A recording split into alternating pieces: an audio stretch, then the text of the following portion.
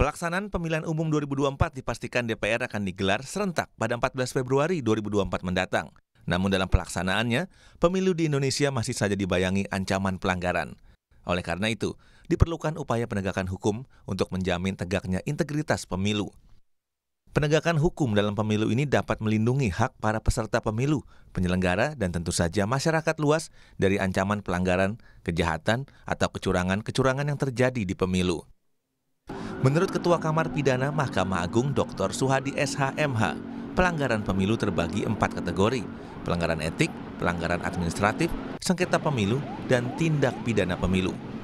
Suhadi menjelaskan untuk tindak pidana pemilu diatur dalam Undang-Undang Nomor 7 Tahun 2017 tentang Pemilihan Umum. Suhadi menambahkan, dalam proses memeriksa, mengadili dan memutus perkara tindak pidana pemilu, pengadilan negeri tetap mengacu pada ketentuan yang berlaku dalam KUHAP. Selain itu, ada kekhususan dalam menangani perkara tindak pidana pemilu. Kekhususan ini ada pada keterbatasan upaya hukum bagi pihak yang terbukti melakukan tindak pidana pemilu, di mana putusan pengadilan tingkat banding bersifat final dan mengikat.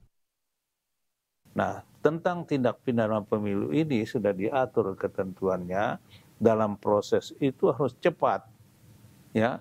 Harus cepat, karena sebelum selesai pemilu itu bahwa masalah tindak pidana pemilu sudah harus tuntas. Jadi untuk dipenyidik,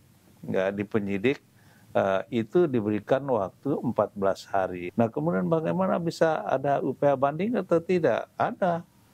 Tapi kalau yang ketentuan menurut KUHAP itu 7 hari, dia cuma 3 hari. 3 hari dia dinyatakan banding di pengadilan tinggi.